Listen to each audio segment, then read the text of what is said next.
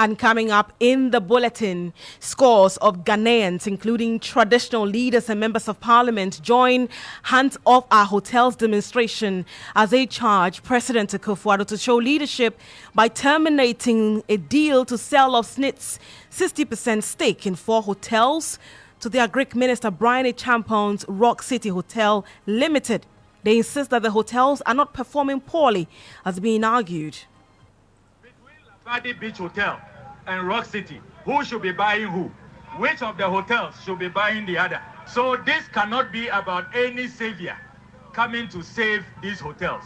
Already there is no value for money. SNIT's own valuation report says that these 4 hotels should go for $121 million. Brian Champon is offering only $61 million. We are live to our reporter on the ground for the very latest. Also in the bulletin, former Finance Minister Tettey dismisses assurances from Finance Ministry about leaving a stable economy for the next government, as Mr. Tettey reveals the NDC's plans for a financial sector cleanup which didn't involve a collapse of banks. So it doesn't give me assurance. Why? We are sitting on contracts as of 2020 and 2021, 77 billion Ghana. I would say let's rather focus on how we are going to, inherit the problems that will remain. We want to see the mechanism by which they will achieve that.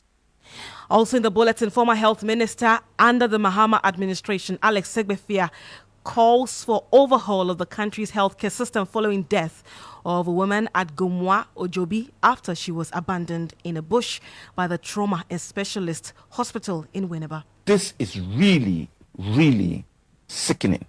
And that is the depth to which we have sunk. The investigation must be ongoing and heads must roll. Heads must roll. It's unacceptable. And also we will be live at the courts as businessman Richard Jakba is to face cross-examination from the Attorney General today following his allegations against him in the ongoing ambulance trial. Details of these stories and many more coming up shortly. Stay tuned in.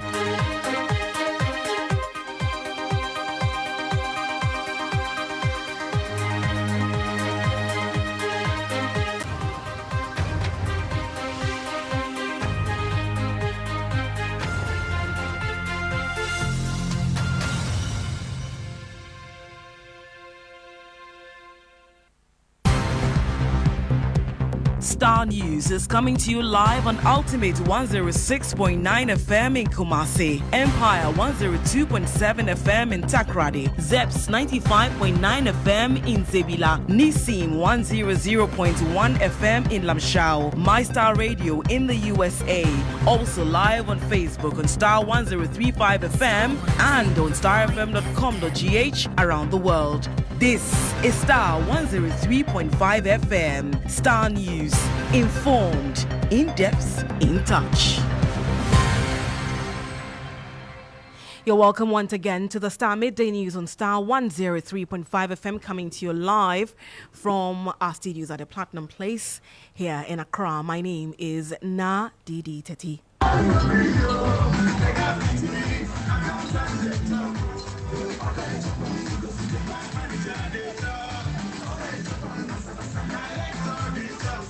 A charged atmosphere as scores of Ghanaians, including members of parliament and traditional leaders, join the Hands Off Our Hotels demonstration to kick against the sale of SNIT's 60% stake in 4 hotels to our Greek minister Brian Champon's Rock City Hotel Limited.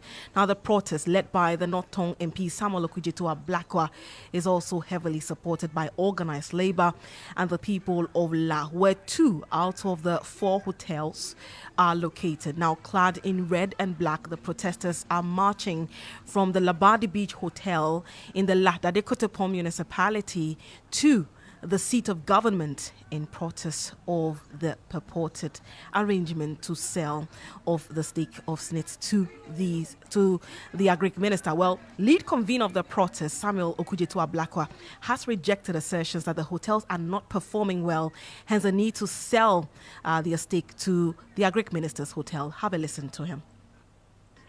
Beginning of the struggle, and you have encouraged all of us in the leadership, the TUC, the Federation of Labour, the Minority Caucus, the Gadangbe Caucus, the La Youth Association, all the political parties who are coming together to organize this non-partisan national protest. You have made all of us proud. The people of Tettey, the people of Krowo, the people of Ashaman, we salute all of you.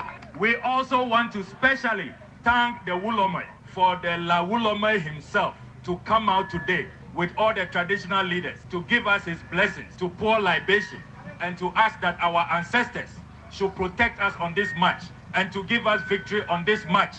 I want to salute the Wulome. God bless him. May all our ancestors bless him. This tells you that this matter is not a joke. If this, see how beautiful and magnificent these glorious edifices are. If they are good for Honorable Brea Champo, if they are good for the sons of Freddie Blake, they can be good for all Ghanaians. It is not true, as you have seen, that these hotels are collapsing. It is not true that they have been run down. It is not true that they have become ramshackle. If you listen to some of them on radio, you will think that coming here today, we will not even get a decent place to stand by. You will think that we are coming to see an eyesore. But all that propaganda has been exposed. That is why we decided to start in front of the Labadi Beach Hotel. We will also go to La Palm Royal, and you will see how magnificent these hotels are. When Rock City last year was filing losses at the GRA, Labadi Beach Hotel, this hotel in front of us, made profit of 158 million Ghana cedis. Between Labadi Beach Hotel and Rock City, who should be buying who? Which of the hotels should be buying the other? So this cannot be about any savior coming to save these hotels. Already there is no value for money. SNIT's own valuation report says that these 4 hotels should go for $121 million. Brea Champo is offering only $61 million. He's going to pay over a 3-year period. It's a work and pay arrangement. He will only use the proceeds from Labadi Beach Hotel for this transaction. We are saying that if he has any great ideas to transform hotels, that is why he's in cabinet. He should bring it to bear at the cabinet. You heard the lead convener of the Hands Off Our Hotels demonstration, a member of parliament for Norton, Samuel Okudzeto Ablakwa. Let's go over the telephone line and speak to Obed King Gaglo. He is with the protesters at the moment. Obed, where exactly have the protesters reached? Where have they reached? Right, so now that currently the protesters have gotten to the Bema Camp area, and we are approaching the Elwak Sports Stadium. And it's been a mammoth demonstration so far. Hundreds of people have turned up for this demonstration. But before we got here, some chiefs of the La traditional area were here to pour libation to bless the demonstration because they believe that this current government has not been fair to the people of the area. They cite the destruction of the trade fair and also the inability of the government to put out the La General Hospital and now the sale of the Labadi Beach Hotel. And so the chief turned out to pour libation to bless this very hotel. Let's listen to B. Yemo, who is the Wulamo of the La traditional area. We Allodian masters our consent. Dividends. This and our past year said they refuse to give it. And now, see how they destroy them. Destroy their churches. And there's no any pay as at now.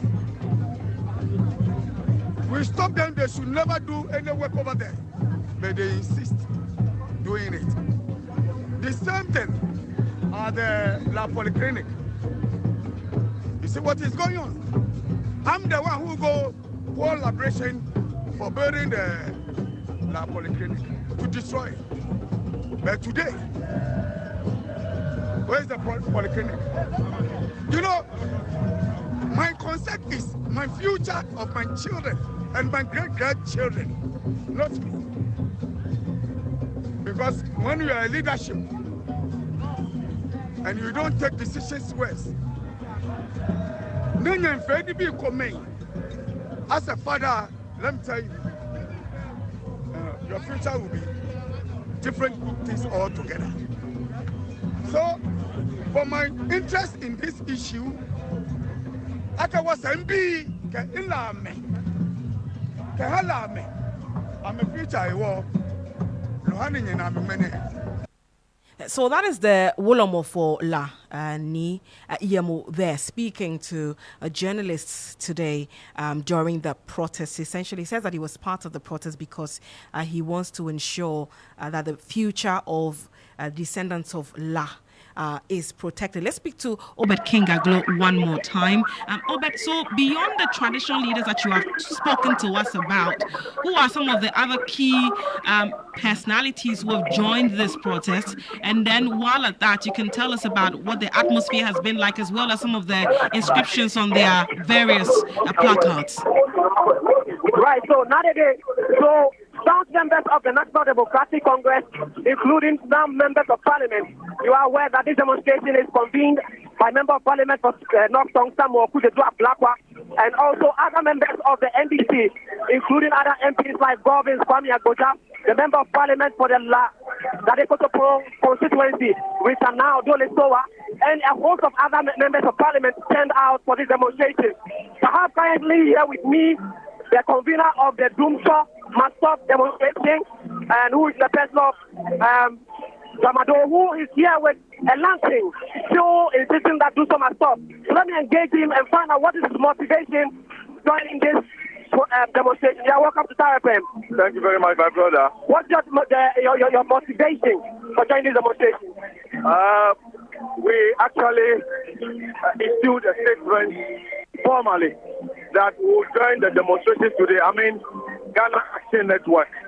We issued a statement which was published by the media that would be vigorously participating in today's demonstration because of the principle where this demonstration is anchored in, which is to hold or to stop from selling our hotel to a cabinet member. That's Brian Achampo. Right, but they say the hotel is making losses, and so they have to sell it off. Brian Achampo's own company that he uses to run his hotels. His hotels are not making profit. He's equally running losses. So how can a company that is running losses want to buy hotels or companies that are doing far better than it? You understand? Obed, can you hear me? Brian Achampo's hotels are in distress. They are not doing well. By their own records, they are not doing well. So if the hotels are not doing well, and you want to buy hotels that are doing much better than your hotel, it doesn't make sense. It doesn't make sense. So it means that you lack certain managerial skills. All right, so you had Obed Kingaglo engaging one of the protesters there. In the course of the bulletin, we will make a return to Obed to get some more in relation to the ongoing protest. You're still listening to the Starr Midday News on Starr 103.5 FM. Let's switch our attention now to issues relating to health, especially on the back of the Winneba Trauma Hospital incident. There have been tons and tons of reactions in relation to that. Well, former health minister under the Mahama administration, Alex Segbefia, is calling for an overhaul of the country's healthcare system. Now, his comments follow the death of a woman who was left in a bush for 3 days at Gumwa, Ojobi, in the central region by the Winneba Specialists and Trauma Hospital, an ambulance belonging to that hospital. The wheelchair-bound patient, who subsequently died, was involved in a vehicle accident and had lost the use of her legs. Now, the Trauma and Specialist Hospital in Winneba has since denied any wrongdoing in the discharge and subsequent death of the patient. While speaking on Today Access Station, Mrs. Sebefia called for an overhaul of the system and for those responsible to be held accountable. This is really, really sickening. And that is the depth to which we have sunk. And it is significant that, and I commend former President Mahama for drawing the analogy between with the story of the Good Samaritan. Because the lady was there for, I think, 3 days. In the bush, in that weather. And people use that road. Nobody, and this is now not hospital matter. It's about us as a people. Nobody saw fit to go and ask or remove or help the person. Because we are all cocooned in our hardship. And therefore, extending a hand, which is what we are taught about in all our religions, didn't happen. So it's an indictment of all of us. Of course, the first indictment starts with those who had the responsibility. And the hospital itself has been careful what they have said, because a total admission can lead to a serious lawsuit by the family, which may be in the making. So they go so far, but they don't really tell us what happened. She got into ambulance and he said the unfortunate happened. So what was that unfortunate? What exactly has happened? You are indirectly admitting that she was left there or was never handed over. We don't know. You know, that's where the questions are, because when she was put in the ambulance, so what's on the her way point back of to where she was, so what's something the happened, point and of that's the why we don't report? know. The report is supposed to tell us that aspect of it. That is the key. Not all this, we did her well, yes. And that's why I started off by commending our hospital people and the sacrifices they make. But one incident like this can wash all the good work that has been done and is being done by many hospital staff. The investigation must be ongoing and heads must roll. Heads must roll. It's unacceptable. You heard the former health minister under the Mahama administration, Alex Segbefia, speaking on GH today. Well, government spokesperson on security, Palgrave Wachi Dankwa, believes that the hospital's actions are unpardonable. He's also called out the Ghana Police Service for not keeping an eye on the issue. The police are always in those environments. They should be checking everywhere. You know, it's unpardonable for someone to be in a bush for 3 days. It's unpardonable. Any crime could have been happening at that state. Anybody who is interested in harvesting organs of human persons could easily go in and harvest those organs. But I think this is sad. It's in bad taste. It shouldn't happen ever at all. Not just at Winneba, but it shouldn't happen at all in any hospital in this country. And I think that with it, I also state that the treatments that are also given to patients must be looked at very well in hospitals. You know, in recent times, people are going into health practice because they feel that it's an easier escape into other parts of the world. And so you have young people who want to become nurses, young people who want to become health practitioners, physician assistants, who don't have the esprit de corps, the way feeling to want to care for people. They can't even stand blood, but yet still they want to go through these things. I think that a lot of the interviews that are done for people to come into the profession should really be tight-lipped, because we don't want these things happening, my brother. You had the government spokesperson on governance and security, Palgrave Wachi Dankwa. Let's now head to the courts, where businessman Richard Jakpa is expected to face cross-examination from the Attorney General today. Let's go over the telephone line and speak to Mutala, who's our legal affairs correspondent. So, Mutala, has the cross-examination started yet? Well, what I can tell you is that exactly at 12, this very case was called. All the parties have arrived, the accused persons have arrived. And if you look at the team paraded by the state, the two deputy attorney generals are present in court, Diana Sonabadapa and Alfred Chiayebua, and the director of public prosecution and some other state attorneys.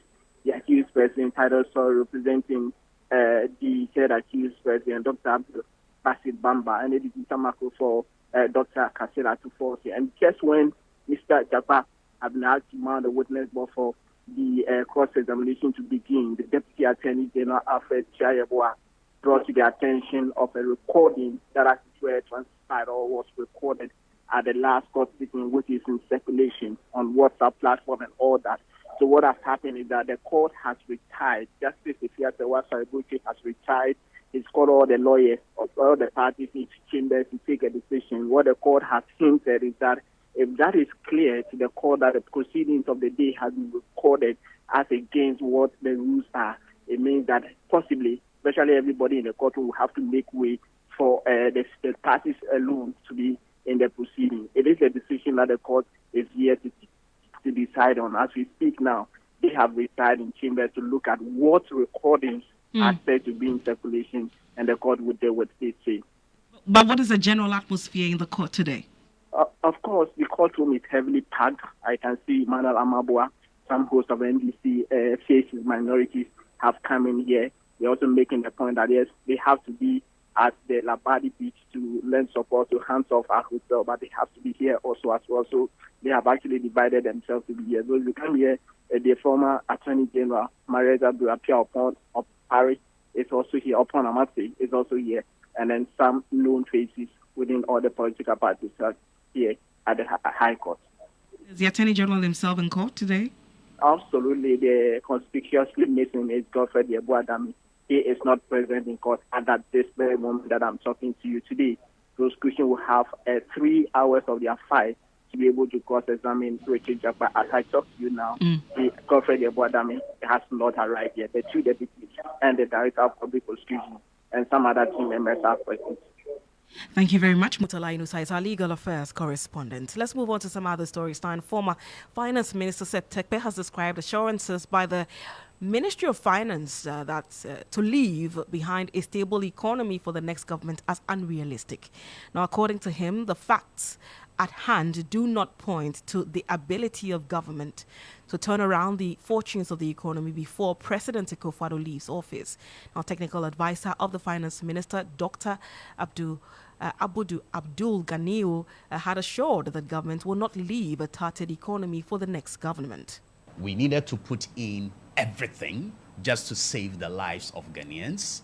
You remember the free water, free electricity, and all the interventions. That's went the way of Ghanaians around COVID. So obviously it is going to take time for the economy to recover. And the handlers or the managers of the economy have not gone to sleep at all. If you look at our engagements with the IMF, it tells you the sense of agency that we have attached to all of these processes. And I'm very confident that going forward, there are signs of positivity, and every Ghanaian should look very positive about what is in store. But reacting to the development on the Morning Star, Tettey argues that the realities point otherwise.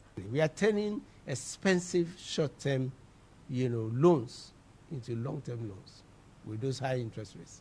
The Finance Ministry has assured that it will not leave behind a very difficult economy for the next government. Does that give you assurance? I hope that is not an election promise. No, it doesn't give me assurance. Why? Francis. Yes, sir. We are sitting on contracts as of 2020, and I'm quoting government figures. As of 2020 and 2021, 77 billion Ghana cedis. Contracts awarded. Unpaid was 53 billion, right?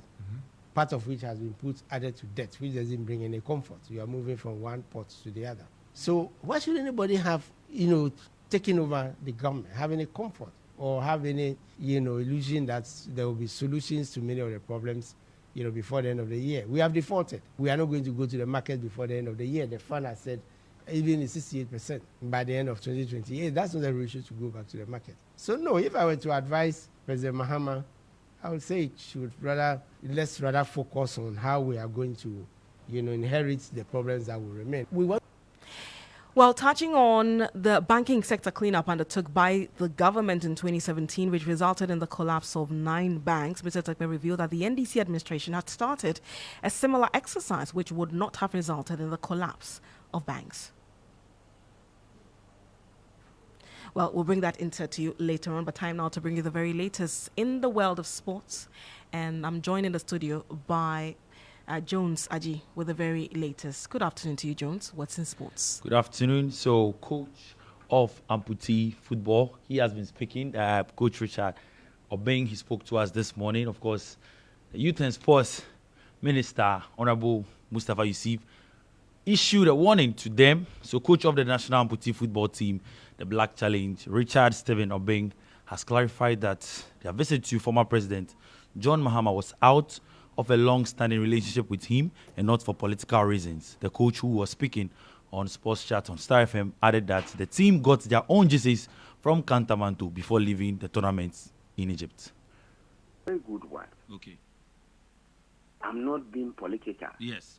This is sports. Yeah, and I'm very young and I want to go very far. I don't have to dent myself with, how these are politicians Exactly. do. Since 2021, Yeah. he was the first person who congratulated us through a social media post. You understand? Yeah. That caught the attention of the government to get tickets for us from Istanbul to Accra. Okay. Okay. After we have won that, His Excellency, the former president, have posted us. And we also did a video. No, we bought our jerseys from Kantamanto, my brother. Wow. You got your jerseys from Kantamanto? Exactly. So what about... Right, so that was Coach speaking there. They would be on the game this afternoon at 1 p.m.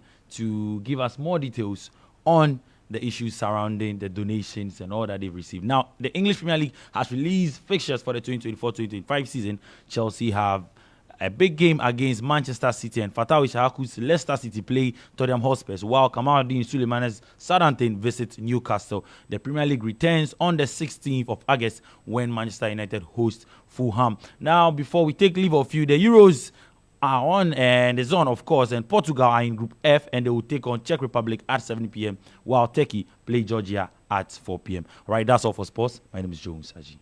Thank you very much, Jones, with the very latest in the world of sports. Now, before we go, the beneficiaries of government's livelihood empowerment against poverty, LEAP, are demanding the payment of their arrears by government. The beneficiaries have called on the Ministries of Gender, Children and Social Protection, as well as the Finance Ministry, to release their grants as a matter of urgency.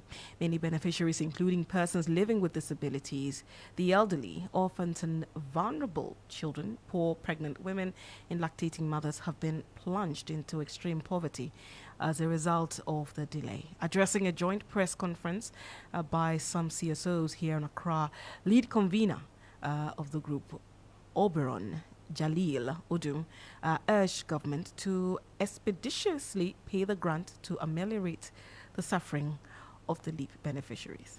When you look at the LEAP grant, even the amount, the grant size is quite small. So for a one-person household, in 2015, it was 64 cedis. That is the amount that we said it has been doubled. And we are talking about 2 months. They receive this amount every 2 months. This amount has been doubled to 128. Now, government is saying that it has redoubled this amount. So 128, we are talking about something around 256 for 2 months. So if you divide it, it's still 128 a month. If you look at it, that is how much, a one-person household, is receiving. This is nothing to write home about. These individuals are counting on this to live. We are talking about other people like lactating mothers. Obviously, these are people who count on this to eat as well. I mean, you're looking at a pregnant woman who has a baby in the stomach and is hungry.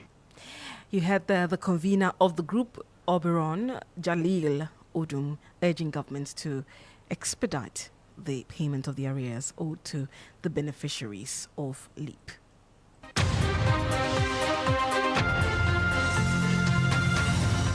And that'll be it for today's edition of the Star Midday News. For more news, do log on to starfm.com.gh. My name is Dedei. Thank you so much for your company. Have a good afternoon.